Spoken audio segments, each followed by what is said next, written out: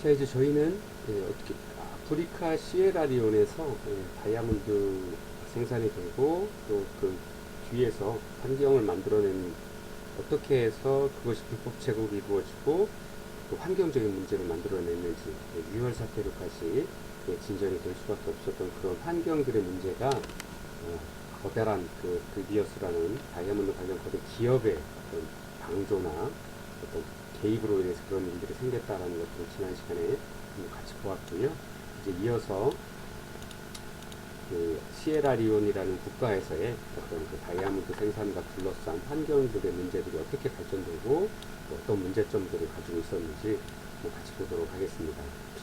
그 여러분들 교재에도 잘 나와 있는 것처럼 생물 절멸 작전, 절멸이란 말은 저도 이제 군대에서도 오래 생활을 했습니다. 뭐 절멸이다. 얼핏 듣기로 뭐 이런 작전에 대해서 들어본 적은 없습니다만 아마 절멸, 초토화, 절멸, 아주 뭐 멸절을 시킨다는 거에 하나도 남김없이 뭐 이렇게 아주 무자비한 말을 써가면서까지 이런 작전을 해야 되는가 하는 것도 좀 안타까운 부분이긴 한데 아마 그 정도로 극심한 어떤 문제나 혼란을 주었던 일이 아니었나 생각을 합니다. 그런 이야기를 표현을 하고 있고요. 시에라리온의 사태는 최근 할리우드에서 1990년대 이후에 시에라리온 내정 당시에 다이아몬드 문제를 소재로 해서 분쟁 지역에서 저임금, 강제 아동 노동 등에 의해서 생산된 거대 다이아몬드 가공 회사들로 팔려가는 블러드 다이아몬드라고 하는 것들을 다시 문제로 삼기 시작을 해서 영화의 소재로 삼아서 공전의 히트를 쳤죠.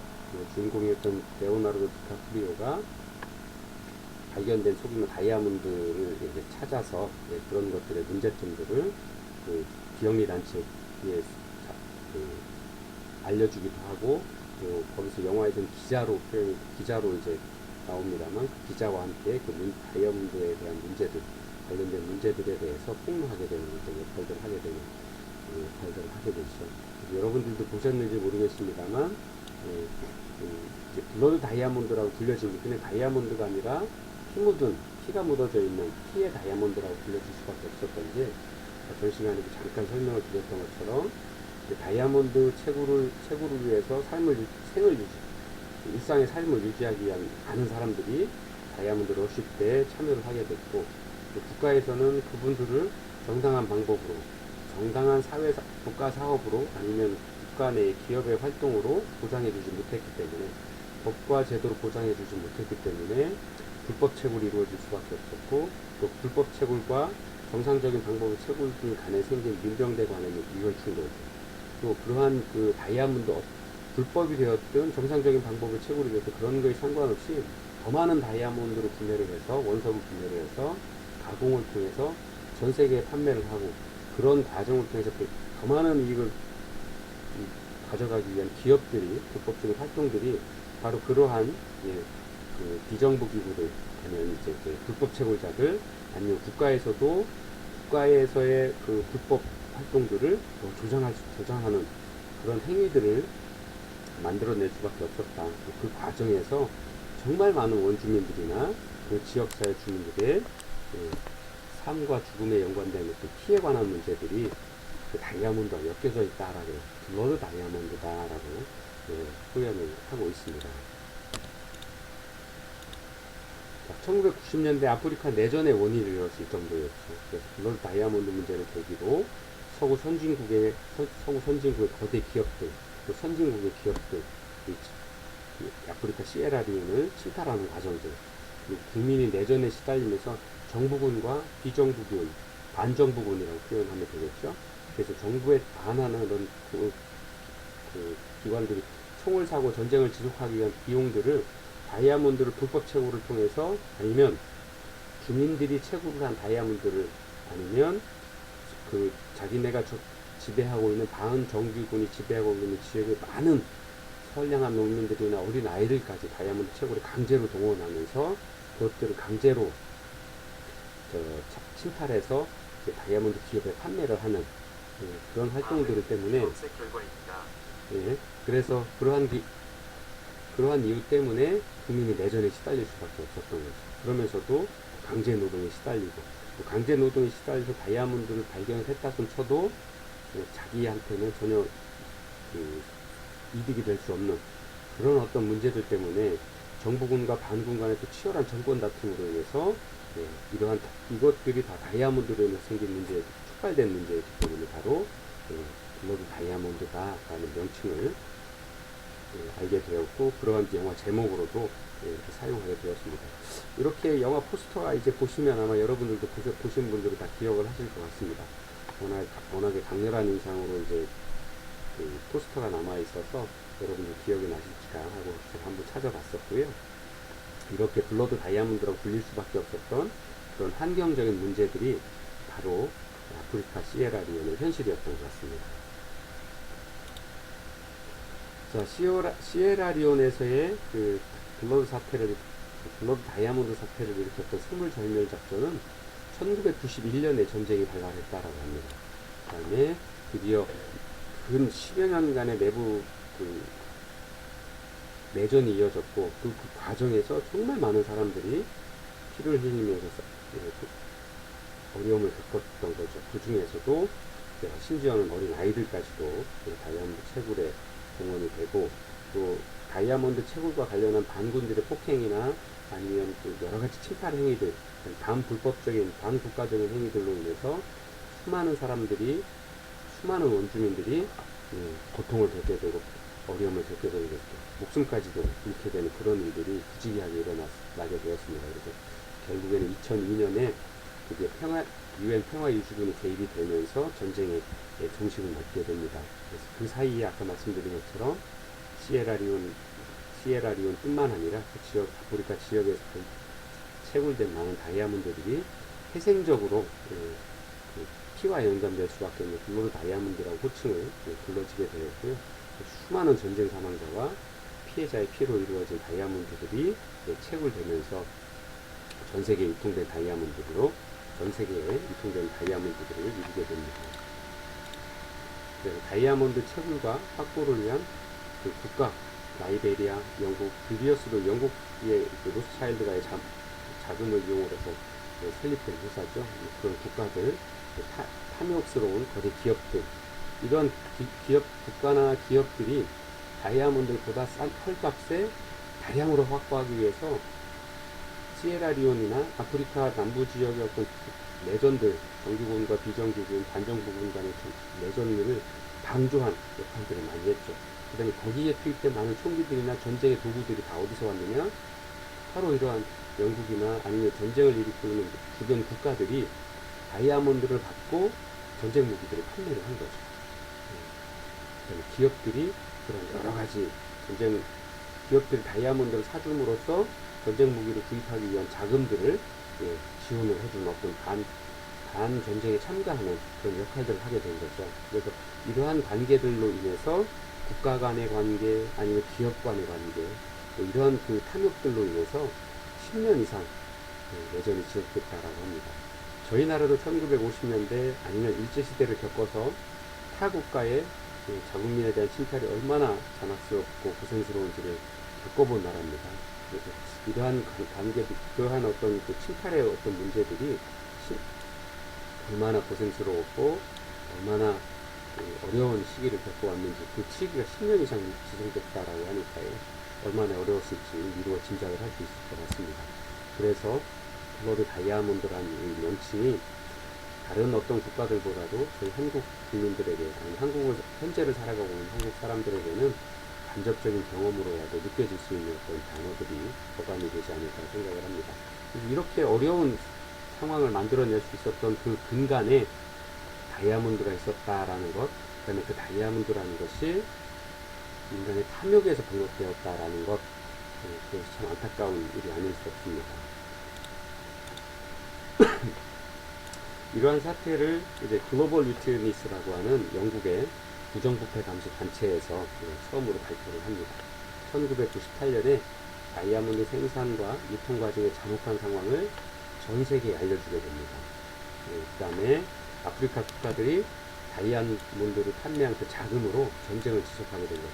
아까 말씀드린 것처럼 시에라리온의 옆에 있는 국가들, 그러한 국가들에서도 오히려 전쟁을 부추기고 그 전쟁을 하기 위한 다이아몬드를 받고 전쟁을 하기 위한 전쟁 군수물품들을 계속 지원을 해주게 되는 거예요.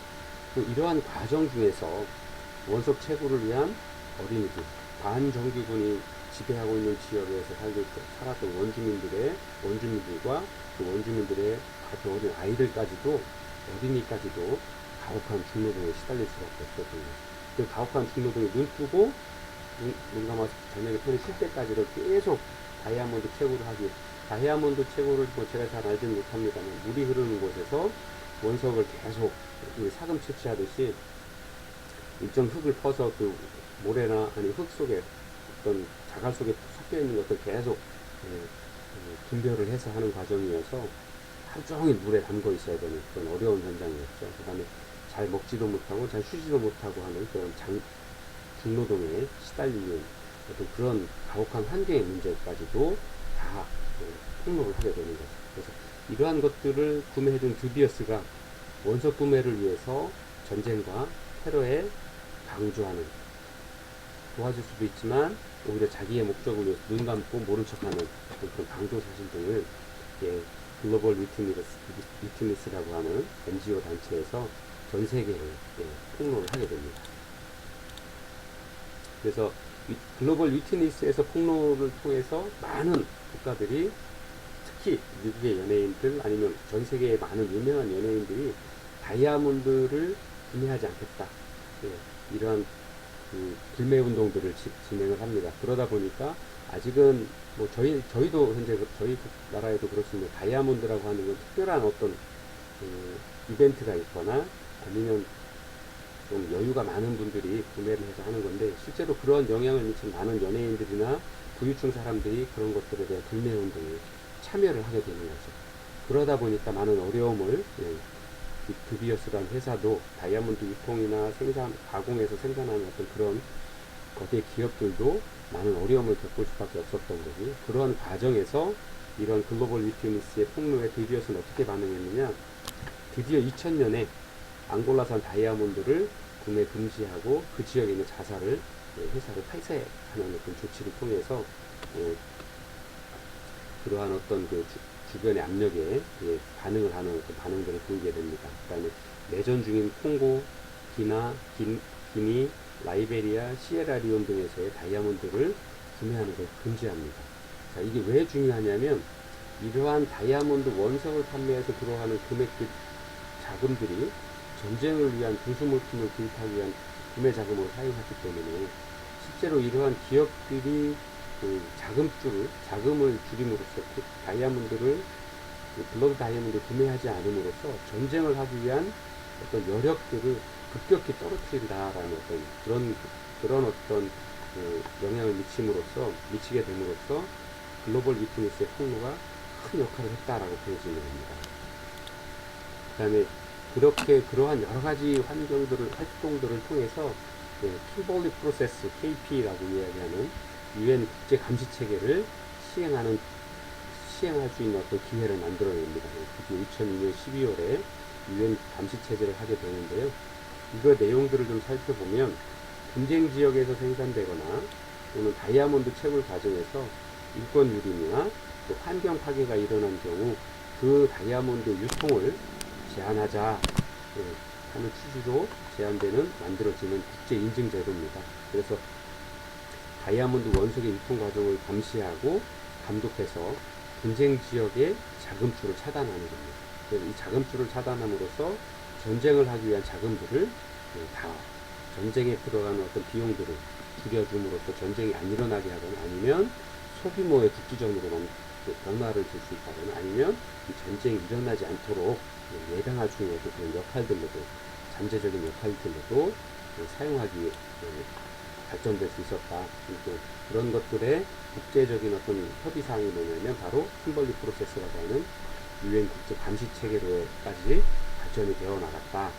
국제적인 동의를, 그런 문제점이 있어서 이러한 문제점들을 해결하기 위한 방법들을 강구할 필요성을 느꼈고 그런 감시의 어떤 체제를 만들어내게 되는 과정들을 이제 설명을 드리고 있습니다.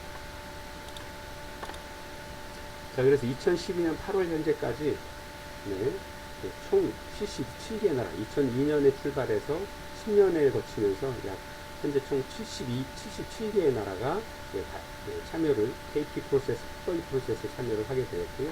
그래서 이를 통해서 전 세계 99.8%의 다이아몬드가 인증을 통해서, 즉 원석을 생산하거나 유통하는 과정들이 친환경적이고 정당한 채굴 방법이고, 어린이들이나 아니면 어떤 불법적인 강제 노동을 통해서 이루어지는 게 아니라 정상적인 어떤 방법을 통해서 다이아몬드가 생산되고 유통됐다라는 것들을 진행을 하게 되었습니다.